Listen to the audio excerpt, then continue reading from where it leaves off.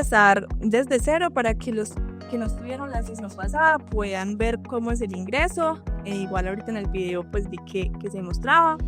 Y de pronto para los que estuvieron la sesión pasada pues lo recuerden. Este es el enlace de ingreso, voy a compartírselos de nuevo al chat. Recuerden que siempre debe ir el /Uniminuto para que puedan tener acceso desde sus correos institucionales. Allí ustedes van a poner el correo institucional con el que ingresan el correo normalmente. Yo ya lo tengo aquí grabado con la contraseña y simplemente le dan ingresar. Recuerden que debe tener el /Uniminuto y solamente con su correo institucional. Ingresamos a los laboratorios y aquí vamos a tener todas las áreas habilitadas. Para los que no estuvieron la sesión pasada, las áreas que tienen habilitadas Uniminuto son química, física, agricultura, biología, autómatas programables, matemáticas 1 y 2, administración, robótica y microcontroladores. Pues para el efecto de esta sesión ingresamos a biología y aquí vamos a ver diferentes temas principales que van a contener diferentes conceptos a estudiar. Como les contaba ahora, vamos a empezar con un simulador de genética que gusta mucho, es muy chévere, muy dinámico. Y vemos aquí 5 simuladores asociados a genética. Y a su vez la unidad de aprendizaje, que es la que les comentaba ahora, que tiene todo el contenido conceptual para apoyar la solución, digamos, de los simuladores, o ustedes también lo pueden usar como apoyo a sus clases. El día de hoy vamos a ver el simulador de RH y grupos sanguíneos. Aquí nos dan una breve descripción de lo que se trata la simulación y simplemente le damos a abrir. Este es mi reto o problema a resolver. Aquí vamos a recordar que nuestros retos siempre nos van a entregar un problema basado en retos, ¿cierto? Que contiene un rol y a la vez una situación a resolver con un objetivo principal, que es reforzar en este caso el concepto de RH y grupos sanguíneos. Y acá lo que les contaba es que siempre nos dan un rol, en este caso somos encargados del laboratorio y nuestro objetivo pues es definir quién es el padre. Nos dicen, para comenzar con el análisis de las muestras debes tomar el tubo de ensayo que contiene la muestra de sangre del hijo y colocarlo en la gradilla de pruebas. Después debemos llevar el portaobjetos a la mesa de laboratorio. Tomar el primer gotero de izquierda a derecha y extraer 3 gotas de sangre de la muestra de la persona para colocarlas sobre el portaobjetos. Coloca cada muestra de sangre de forma secuencial usando el mismo gotero para ello y ten en cuenta que para cada persona se debe utilizar un gotero diferente. Y después adiciona los reactivos monoclonales, primero el anti-A en la primera gota, de arriba hacia abajo, el anti-B en la segunda y el anti-D en la tercera gota. Analiza el tipo de sangre y RH según cómo haya aglutinado cada muestra de sangre al contacto con los distintos reactivos. Y repetimos el proceso con las muestras de sangre restantes. Para limpiar el laboratorio, vuelve a colocar los elementos en su posición original. Entonces, veamos que este proceso es, digamos, repetitivo. Nos decían que primero debemos llevar el tubo con la sangre del hijo, el portaobjetos a la mesa, y con un gotero debemos llevar 3 gotas de sangre con el mismo gotero para cada paciente.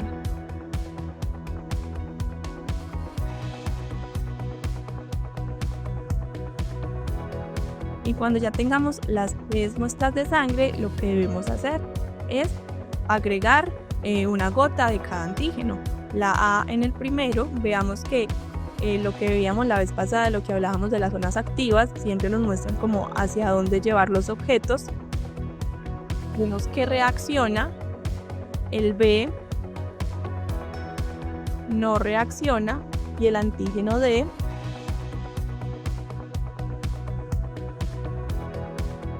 no reacciona. Entonces, como el A reaccionó, el suero A reaccionó, nos dicen que el grupo sanguíneo es A. Y el RH, como el suero D no reaccionó, entonces es negativo. Y repetimos el proceso con la mamá. llevamos el portaobjetos y recuerden que debemos cambiar el gotero para llevar las 3 gotas de sangre.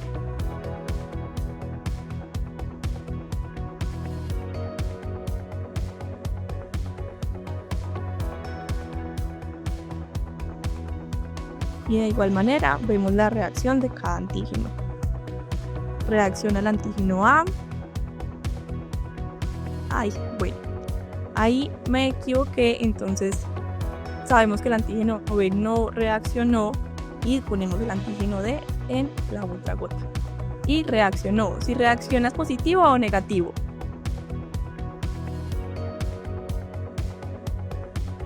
Según lo que vimos ahora.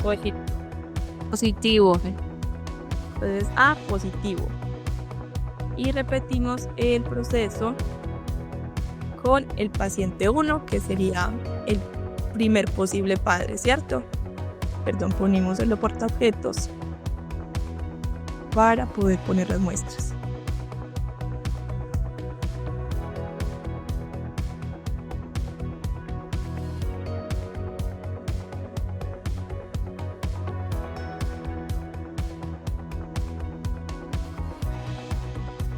Y miramos su reacción. El antígeno A reacciona, el antígeno B reacciona y el antígeno D también reacciona. Si vemos en los conceptos, si reaccionan ambos, entonces el grupo sanguíneo es AB y como dijimos ahora, como reacciona el antígeno D, entonces es positivo. Vamos a escribirlo también en el cuaderno de notas. AB positivo para el segundo paciente.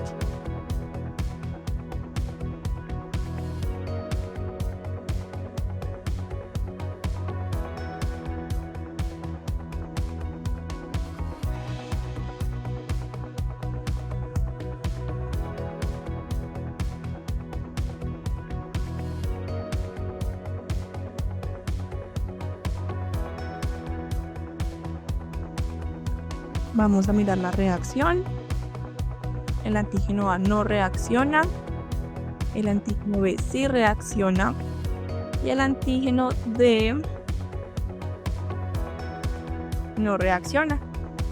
Aquí nos felicita porque pudimos completar el procedimiento como tal y nos dice que vayamos al registro de datos para generar el reporte, y allí es donde vamos a mirar la compatibilidad, digamos, de los tipos de sangre.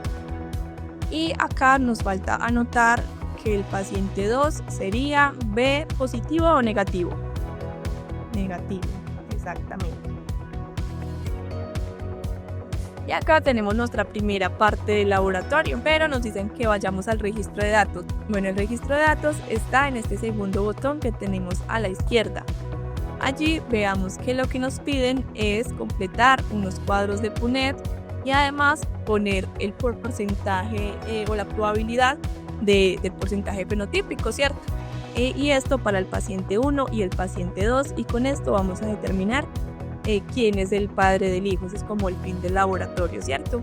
Veamos que aquí entonces uno de los objetivos que hablábamos la semana pasada es el aprendizaje basado en retos, y además que el estudiante pueda ver cómo puede aplicar los diferentes conceptos que ve en clase en la vida real, ¿cierto? Entonces esta es el ejemplo más claro de cómo se puede aplicar en los cuadros de Punnett en la vida real, ¿cierto? Que es con este tipo de pruebas para paternidad. Los posibles resultados son estos 4 y estos otros 4, entonces en total son 8. Ese es el número que va en la parte de abajo, y en la parte de arriba ya vendría siendo para cada tipo de fenotipo, ¿cierto?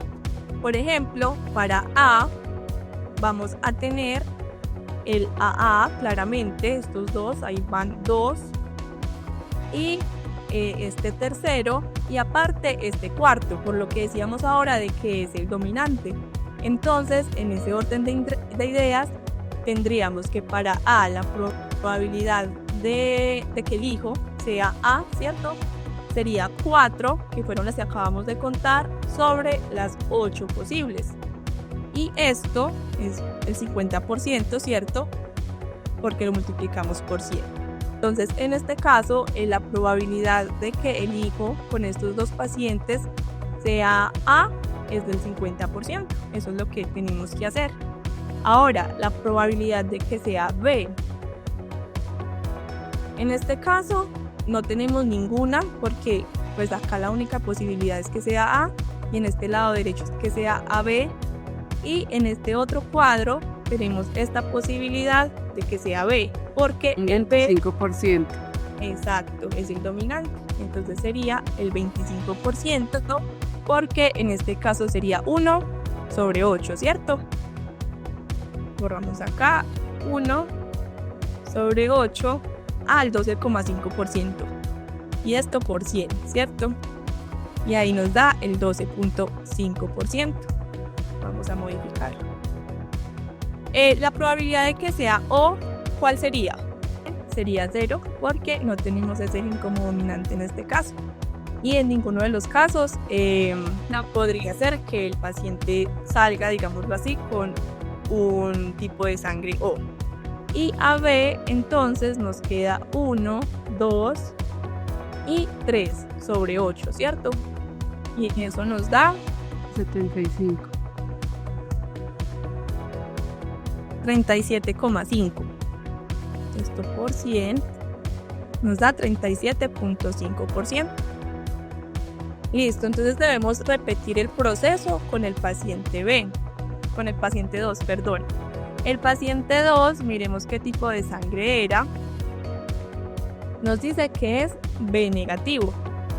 Entonces, para B negativo, vamos a tener, bueno, primero el de la mamá, ¿cierto? Dijimos que las posibilidades eran AA y AO, ¿cierto? Pues resulta que para B pasa lo mismo. Vamos a tener la posibilidad BB y BO. Pero aparte debemos tener en cuenta que este BO también debe relacionarse con este AA. Entonces ahí nos resultaría otro cuadro de Punnett, que sería el BB y el AA, ¿cierto? Y nos queda faltando uno, que sería AA, AABB, AOBO, queda faltando BO, que es este de acá, con el AA. Tienen que estar todas las posibles combinaciones, por eso es que dependiendo de el tipo de sangre salen una cantidad X de cuadros de Punnett. Vamos a revisar nuevamente que estén todas. Está AABB, AOBO, BBAA y BOAA. Sí, está bien, ¿cierto? Aquí pasa nuevamente lo mismo. El dominante es A y luego B, AB. Este queda todo igual. Aquí entonces, ¿cómo quedaría? AO. Ajá. ¿Y este? Uy. OB y O. BO. Ajá. Porque Right. el B es dominante. Y este OO. Muy bien. Este lo eliminamos porque está repetido. Listo. Y acá sería AB, AO, AB y AO. Creo que el que me falta es BBAO. Entonces, en este caso, ¿cuál sería el número que iría abajo? El número total de posibles combinaciones. 16, ¿no? Exactamente. Tendríamos 16 posibles combinaciones de estos 4 cuadros de Punnett. Para A, entonces, ¿cuántas combinaciones tenemos? Por aquí tenemos una, porque el O es recesivo, entonces tenemos 1, 2, 3, tenemos 3, ¿cierto? Entonces vamos a la calculadora, decimos 3 dividido 16 y esto por 100. Nos da 18,75. Ahora, el tipo B. Vamos a contar nuevamente. En este caso, todas las posibilidades son AB. En este caso, tenemos una posibilidad de B porque es el dominante sobre el O. Aquí no tenemos ninguna. y aquí tenemos otras 2. Entonces nuevamente sería 3 sobre 16 y nos da el mismo resultado, 18.75. Ahora, para el O, en este no tenemos porque todos son AB. En este tenemos 1. 1, muy bien, o. En este no tenemos y en este tampoco tenemos. Entonces simplemente la probabilidad sería 1 sobre 16 por 100. Y esto me da 6.25%. Y por último, el AB, bueno, pues aquí simplemente podríamos restar 100 entre estos números, pero vamos a contarlos. Aquí tenemos 4, 5, 6, 7, 8 y 9, ¿cierto? Entonces aquí la probabilidad sería 9 sobre 16 por 100. Y esto nos da 56.25%. Lo registramos y aquí ya tendríamos todo para poder determinar quién es el padre, el posible padre, ¿cierto? Aquí nos dicen, no es posible determinar, es el paciente 1 o es el paciente 2.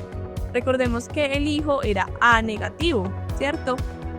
Y acá la probabilidad de que el hijo fuera A era del 50% y aquí del 18.75%. Eso nos da un indicio de que sí, digamos que si este fuera el papá, sería mucho más probable que el hijo fuera AB, ¿cierto? Ahorita nos queda por analizar el RH. El paciente 1 era positivo.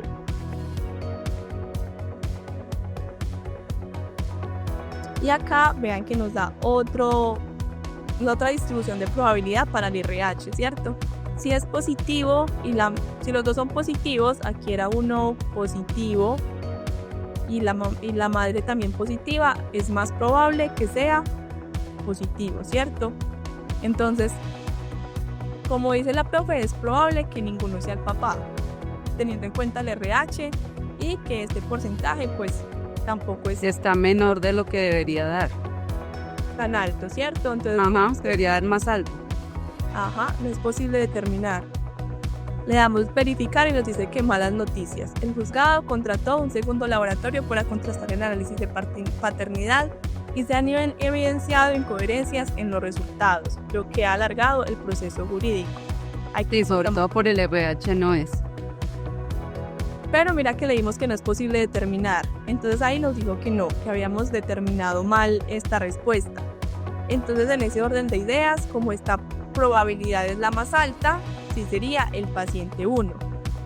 Le damos el paciente 1 y le damos verificar y ahí nos dice que sí, que el estudio realizado ha sido respaldado científicamente.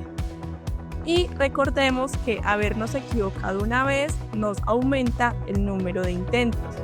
Nosotros corregimos en eso que nos equivocamos, la nota no baja tanto.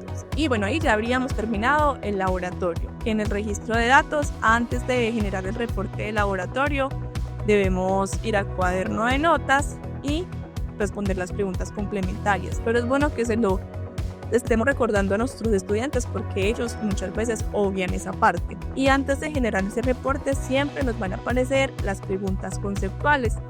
Estas son de opción múltiple y nos van a tener un peso en la calificación. Si nos equivocamos en alguna de ellas, la calificación va a bajar, digamos, gradualmente. La pregunta siempre se basa en un enunciado o en los conceptos que hayamos aprendido durante o reforzado durante la práctica de laboratorio. Estas preguntas siempre buscan seguir como retroalimentando esos conceptos o ese conocimiento que hemos venido adquiriendo, al igual que las complementarias.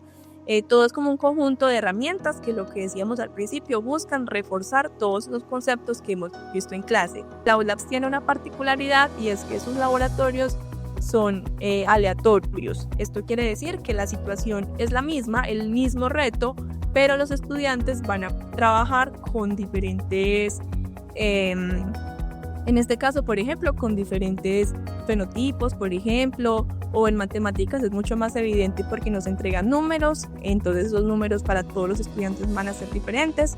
Esto con el fin pues de que los estudiantes puedan realizar su práctica de laboratorio de una manera más individual. Pero esto también es para que nosotros podamos comparar y ver si de pronto el estudiante está fallando en un concepto en particular o en una temática y podamos estar reforzando esos conceptos que de pronto a los estudiantes no les está quedando tan claros. Y bueno, este era el último laboratorio que teníamos preparado. Bueno, muchas gracias a ustedes por la atención y por la participación. Es muy valioso para nosotros que ustedes estén en este espacio. Igual como les decía Gustavo, si tienen alguna duda, necesitan algún tipo de asesoría, se pueden comunicar para nosotros poder realizarla.